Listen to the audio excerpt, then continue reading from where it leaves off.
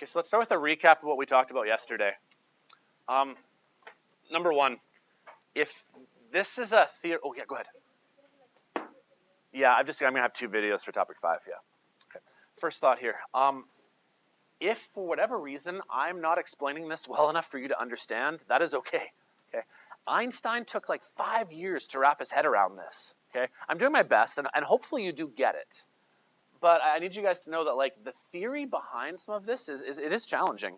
Okay, so please don't feel bad if like after 1 hour you don't fully get it. Like I said, it took Einstein years to figure this sort of stuff out. Okay, so let's recap what we discussed in the previous day. Light behaves as waves. We were fairly certain of that. But Newton also thought it behaved as a particle.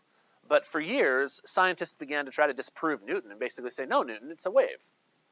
Until they couldn't solve a puzzle about why color changes went the way they did. Okay? So a little recap of a picture here we even had last day. It's this picture right here.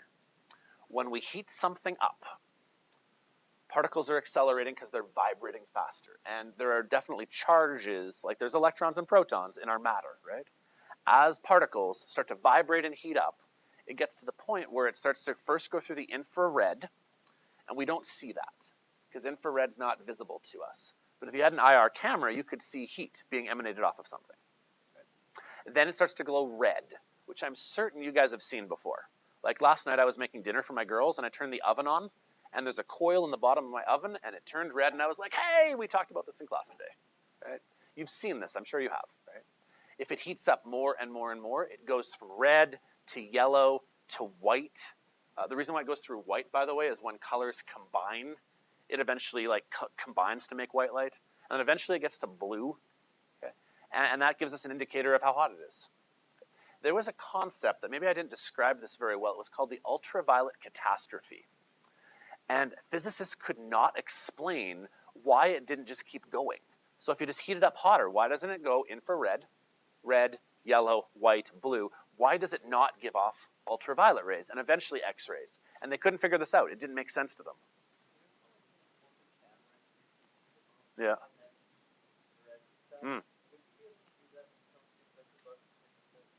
You might be able to, yeah. Yeah, that'd be really cool. That's a clever idea. Anyways, so they called this the ultraviolet catastrophe because they could not figure out why this didn't work. And then Max Planck had this revolutionary idea, which maybe to you it doesn't seem so revolutionary because I've already been describing light as a particle, but I promise you in the year 1900, no one was thinking of light as a particle. He suggested, what if there's something called a photon, okay, where light is literally like a packet. Okay? And photon isn't actually what Planck used. It was Einstein that came up with photon. But basically the idea is, what if light literally comes in like little chunks at a time? Okay? And those chunks depend on the wavelength. Okay? Now, can you get smaller amounts? Sure, but you just have to change your wavelength.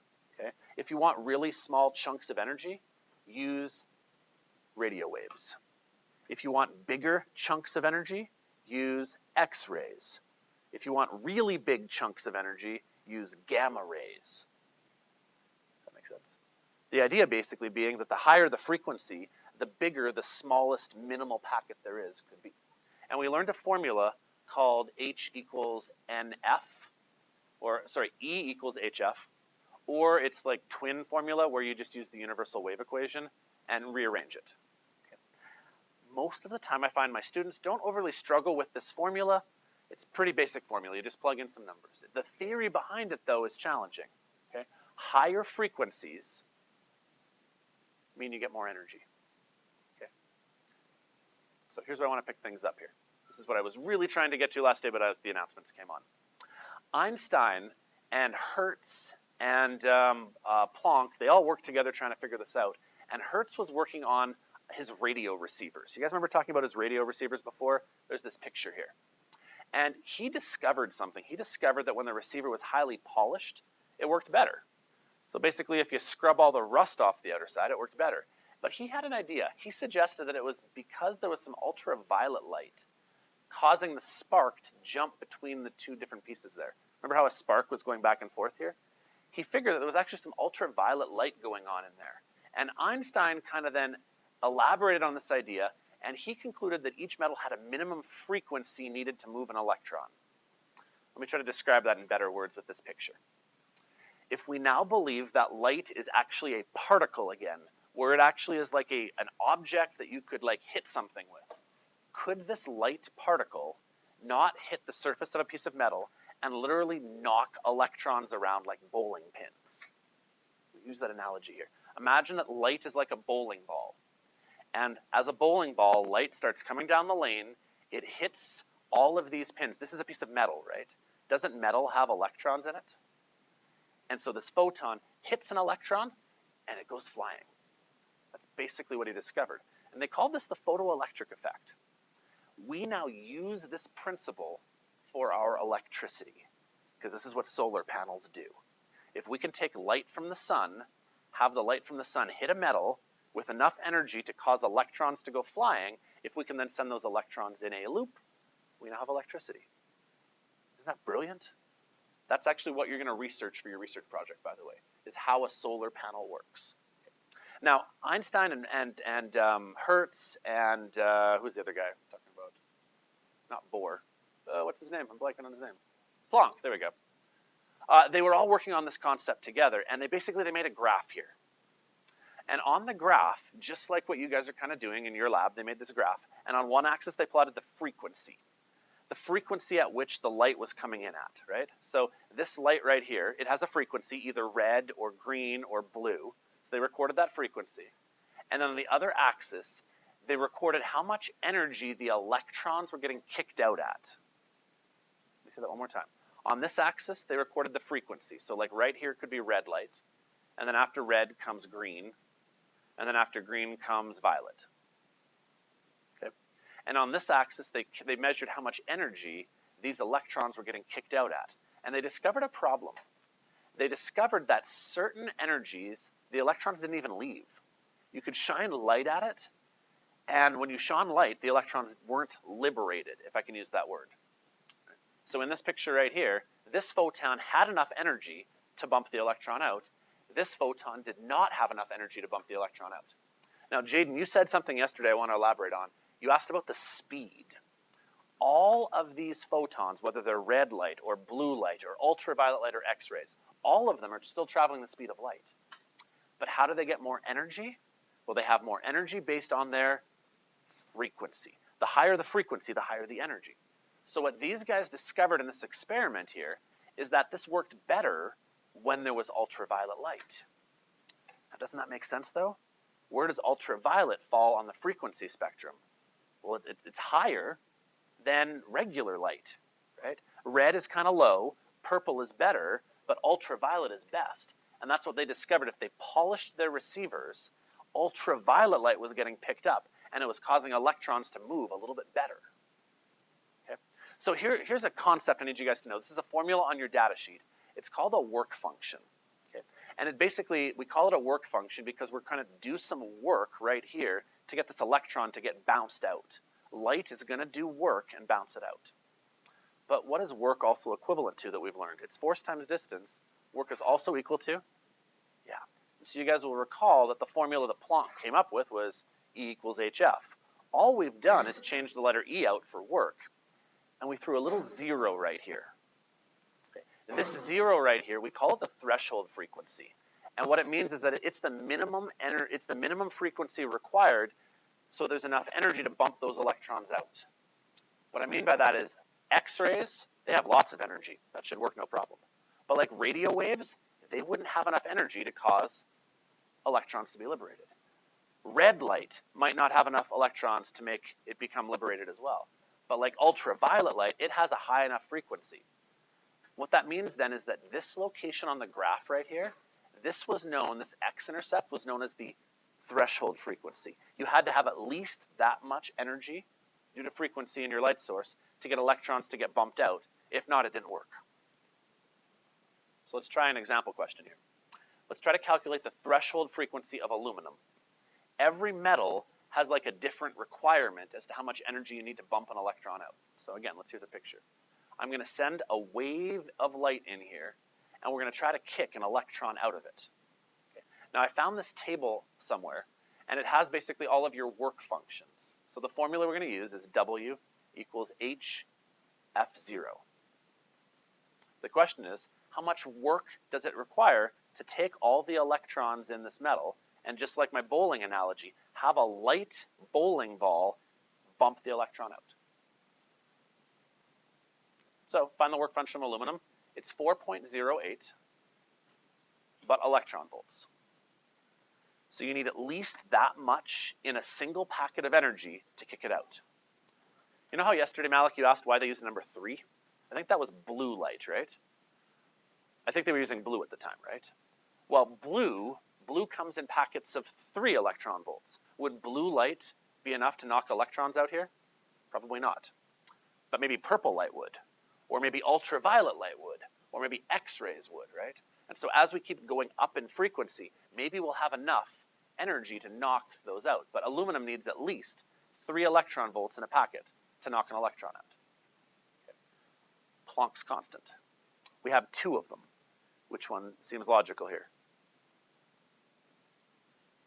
Yeah, we should use the 4.14 number, right? Why am I using that one? Well, because this was measured in electron volts, right? And then I'm solving for F0. Now, help me out. Is it 4.14 E minus 15? Is that what it was for Planck's constant? Who has the data table nearby? I'm stealing yours. Yeah, minus 15. So when I'm going to use Planck's constant, I'm going to use the electron volt one here. So all I have to do is divide both sides by 4.14 E minus 15, divide by 4.14 E minus 15, and that should give me what's known as my threshold frequency. If the wave coming in has at least this much frequency, electrons can get booted out. If not, they stay. Let me keep that analogy going. You know how when you bowl down the bowling alley, you use a pretty heavy bowling ball, right? What would happen if I bowled with the same speed, but I used like a plastic, like a soft, spongy Nerf ball? Would that cause the bowling pins to go flying everywhere? What if I even rolled at the same speed, though? Well, it still wouldn't, right? Because the bowling ball is like massive and heavy, right? It has more energy to it, right? That's what we're talking about, is different frequencies of light have different energy amounts. And so we need to have at least this much energy. 1 point, you haven't done it yet? Oh, you got to divide them, that's why. Yeah, he got 9.86, it looks like, E14. So 9.86 E14 hertz. If the wave coming in has at least that much frequency, you can now knock the electrons out. If not, it won't work.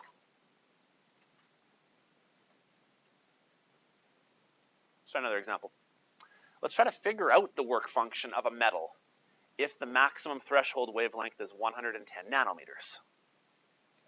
So we're using the exact same formula, W equals HF0. Only similar to like its cousin, I guess. We don't have a frequency, but you guys remember how we did this yesterday? We did C over lambda. We just rearranged the frequency formula. It's the same thing we're doing here. Okay? I'm going to tell you the wavelength of light that we're shooting in. If I shoot in a wavelength that is this amount or smaller, I say that again, we're going to need smaller wavelengths, right? Smaller wavelengths means higher frequency. So if I use at least this wavelength or shorter, we can now bump out electrons. So H, now I wanted it in joules though, right? So if I wanted it in joules, let's use the 6.63 E minus 34. Thank you. That number. We know it's going the speed of light. Okay. The wavelength has to be 110 nanometers or less. Can I pause on that thought for a second here? You either need to have more frequency or less wavelength. Is that kind of clear on how those work? Because they're opposites of each other. Okay. So if you have at least this wavelength or less, now the bowling ball has enough energy to kick out electrons. So we want to know how much work is done at this point. So just, I don't know, math it now. Did you get 9 point? 1.81 to the minus. Okay. Anybody else get that one as well? A quick recap here. Why do we even use electron volts sometimes? Well, because sometimes the amount of energy we're talking about in joules is so small that using stuff to like the minus 18 and the minus 30 and the minus 20, like it's tedious. Yeah, So like we use electron volts because it's like a smaller unit.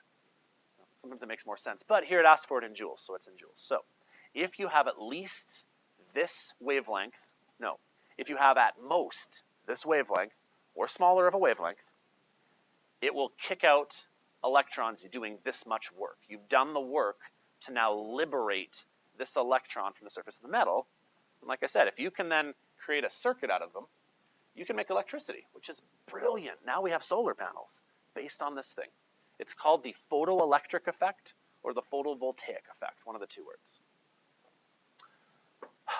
This is tough. Does that make sense? Do you have questions you can even think of, though? Sometimes you don't even know you have questions. Can I keep going?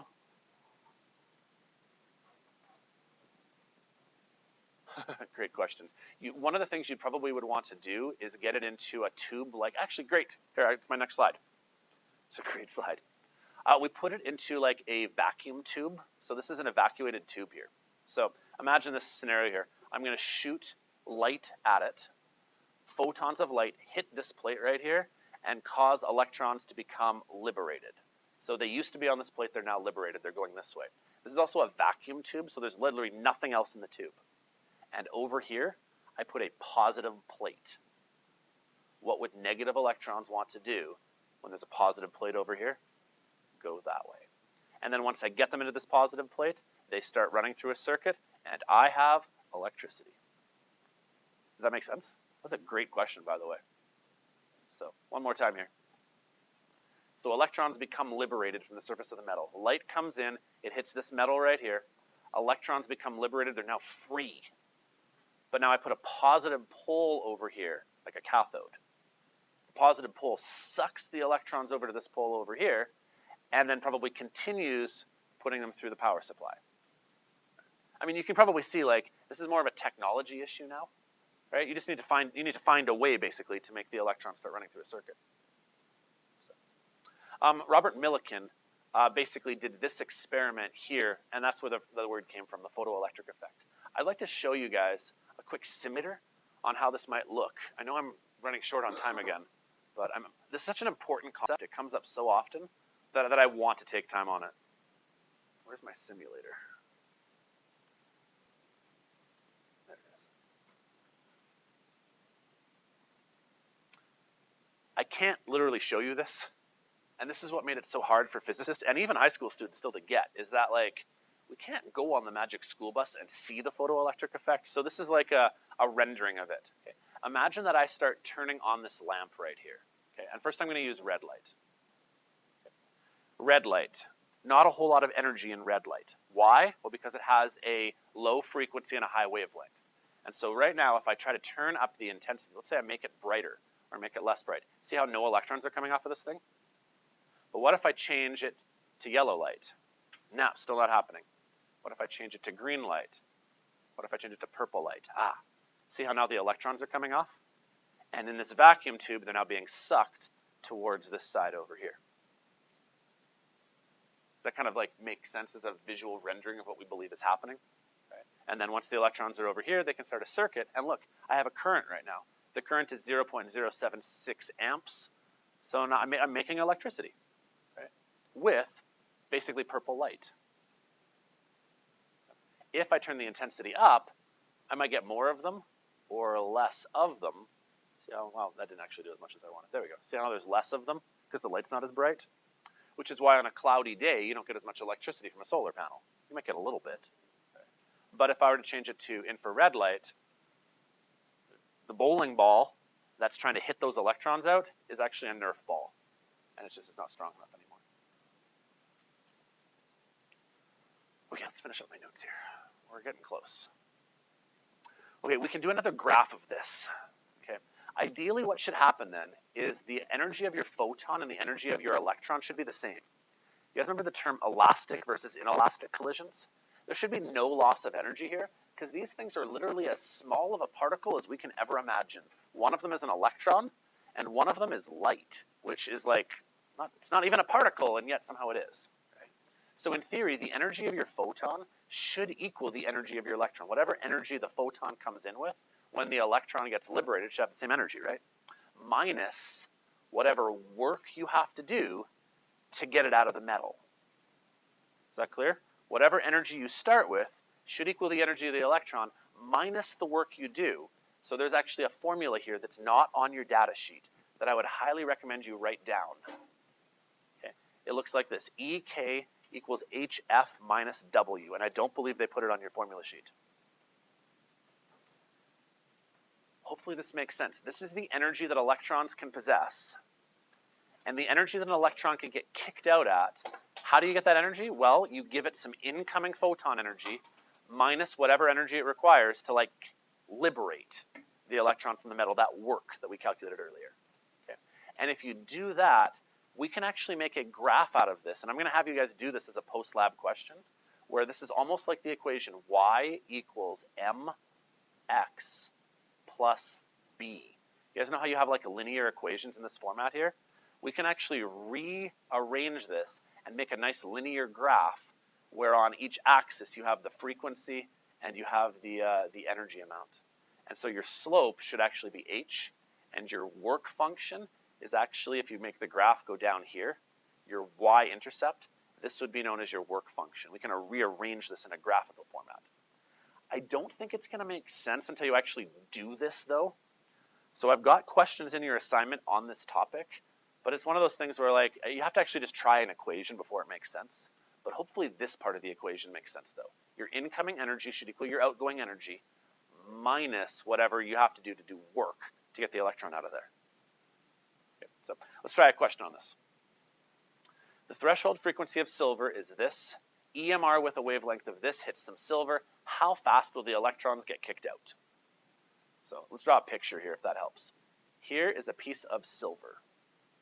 This is silver, Ag.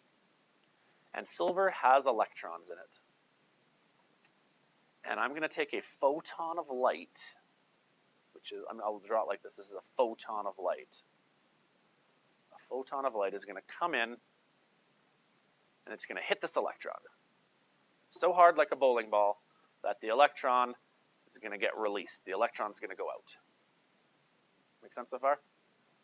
My question is, what is the speed this electron is going to get kicked out at? How fast is the electron actually going to move? So here's our formula. It's the one we just wrote down. EK equals HF minus W. That's our formula. Where in this formula is the velocity? Yeah. Right, which is what I've been trying to help prepare you guys for all year, is that like you have to merge formulas together, right? That's a common skill you're going to need. Okay, now I finally see a formula where there's a velocity. So the question is, do I have all the rest of the variables? So, do I know m? What is m? M is the mass of an electron. Well, we know that. That's 9.11 e minus 31, because it's in your data booklet. Okay, so we have that. Check. Do we have the velocity? No, but like we're looking for that one, so I'll just put a question mark there. Do we know h? Yeah, we know two of them. Which one should we use? Yeah, we should use the one with joules, the first one. Yeah, the only reason you use the other one is if you're ever using electron volts, but all of these units here are going to be joule units. So this one should be the 6.63 e minus 34 value. F, do we know the frequency? A lot of kids will make a mistake. They'll say, hey, I have a frequency right here. That is not actually the frequency we want, because this frequency right here is the frequency of light that hits it. And that's actually the threshold frequency of silver. So it's actually not this number here. I need to use the modified cousin formula, which is hc over wavelength, because I do have a wavelength. So that wavelength there is 250 e minus 9. So I do have that number. And the speed of light is 3e8. Do I know how much work it's going to take to liberate this electron right here? Well, it doesn't say it, but I need to merge one more formula together. What was the formula for work? HF0. You guys remember that other formula? Work is equal to HF0. So here, then I need to use H a second time. So this H value right here is again 6.63 E minus 34. And then F0, that is your threshold frequency. That's the one that came right here. I'm sorry that my work is not neater on here, but like I hope you guys can follow it. So I'm gonna erase it one more time, or maybe do a new slide. So the formula was this. It was EK equals, what was it? It was HF minus W, and I'm rearranging it to 1/2 mv squared equals HC over lambda minus HF0. And I had this number, this number, this number, this number, this number, and this number. All I need you guys to do is math algebra it for velocity. So I'm just going to kind of assume you guys can handle that. But if you need help, I'll look at it later. The single most common mistake kids make on this question is that there's a frequency here or a wavelength here and a frequency here. You got to get them straight. This frequency right here has to be the incoming light. That has to be the incoming light's frequency. This work function is based on like the frequency that's like called the threshold frequency.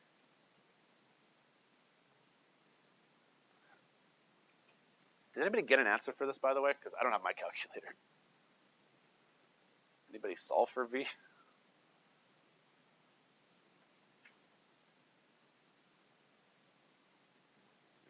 It was 1/2 of 911 E minus 31 V squared.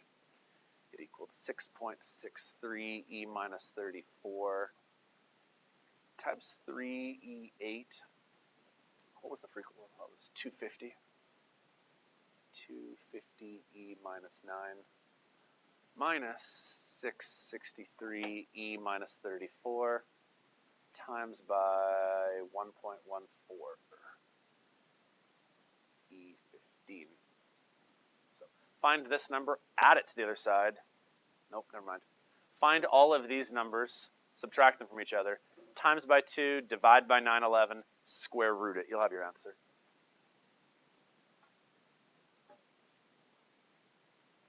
Why don't I call it there? I mean, you guys can find this answer? Okay, let me move on because I got 5 minutes left. I want to do my last slide. Okay, last thing here. Robert Millikan came up with one more idea on this, and I want to go back to the simulator I had here. Where's that simulator?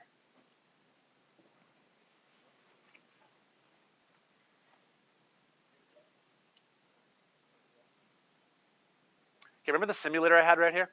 Robert Millikan had a brilliant idea on how to calculate one more variable. He said, okay, let's turn on some light so the electrons want to move. And he said, let's hook up a battery to it down here that reverses the polarity. So currently, see how the battery's at 0? What I'm going to do is I'm going to turn on the battery with this little slider. See how that made them go faster? As soon as I turn the battery on, this over here must be a positive end of a battery, and these electrons are getting sucked over here pretty quick. But he suggested rather than making them go faster, what if I put the battery in reverse? See how these electrons are trying to get away? And it's like they're getting lassoed back in, and it's like, get back in here. Because what he did is now this pole of the magnet over here is actually the negative pole, and this is the positive. The electrons are trying to leave, and they're getting sucked back, UV. So when you're doing that, it creates direct current, right? Yeah, I mean, in theory, if the electrons were like this, right? See how they're going through here? Yeah. See how the current's turned on right now? And if I increase the voltage, I don't get any more current necessarily, but if I do this, usually make alternating current through generators, like through the motor effect. They must have another way. I'm not actually sure. That's a good point. You're right, because it would make direct current. Yeah, I'll have to look into that. Okay, anyways, do you guys get the idea, though, of how he flipped the battery around here and he prevented the electrons from leaving? Okay, this leads to our last formula that I'm done in this lesson. It's called a stopping voltage. And literally, it makes sense because what is that voltage doing? It is stopping electrons from leaving. Right? And so you've seen this formula before. It's the V equals E over Q formula, only it's been rearranged. I've rearranged it to do V times Q equals E, but the E is going to be kinetic energy. Okay? If I go back to the picture, know how the electrons were trying to leave, but they got sucked back in? They did have some kinetic energy, but we forced them back the way they came. So let's do one last example, then I'm done. Figure out the maximum velocity the electrons were trying to leave with from a zinc surface if they got stopped by this electric field. So the formula is your stopping voltage times by charge is equal to 1/2 mv squared. Because I think it was EK is the way the formula was. It was EK. Okay. And so if I want to figure out the maximum velocity, all I need to know is the mass. But kind of like I did in the last example, can I skip the calculations, have you try them on your own? Don't we know the mass of an electron? 911, E minus 31. Don't we know the charge of an electron? 1.6 E minus 19. Now, if we knew how much voltage the battery was that was like reversing their charge, that would be great, but I don't actually have the voltage right now. That being said, what's the formula for voltage? V equals, actually let's do it the other way. Isn't it E equals V over D? You guys remember this formula here? So if you want to find a voltage, all you need to know is a field strength times by a distance. And hey, look, I have a field strength and I have a distance. So all you got to do is take this field strength here, this distance here, put it in meters, times it by a charge, times by 2, divide by mass, square root it. And now I can tell you how fast these electrons were trying to leave at before the battery sucked them back in. So the electrons were trying to leave with a velocity, but the battery sucked them back. So E times D gives you your voltage. Q, it's an electron, one elementary charge. Mass of the electrons right here. So why don't I just leave this with you guys as well? You guys can just do the math. If you're struggling, by the way, to do the math calculation, I can help you later. But just in the interest of time, because I hit my limit here. Okay, did that make any sense at all? Because even if it made a little bit of sense, guys, you're ahead of where Newton was in 1901. It took him a while to figure it out, okay? I'll keep working with you on this. But now we need to try some activities, okay? So if you're still working on forces and fields, guys, I need you to stop. We need to start doing this new stuff. So here's some things to work on. One, I've given you a lab to work on. It's not necessarily on this, but like we're building our way up to that. There's multiple assignments. Start working on the first assignment, and these questions on this are on the second assignment. And thirdly, I'm going to give you a quiz next week, and you're not ready for it, and I know you're not ready for it, and that is okay. Because you're going to learn by just trying it. Okay, I'm going to throw you into the deep end. I'm going to give you a quiz. You're probably going to fail. That is okay. You're going to learn from it, though. Does that make sense? So that's kind of my plan going forward now. Do a couple of the assignments, start working on the lab, and just try my quiz. Know that you're not counting it, okay? Okay, that's all I got. Thanks, guys. Tomorrow's a work day, by the way. So we have work time tomorrow to start working on this stuff.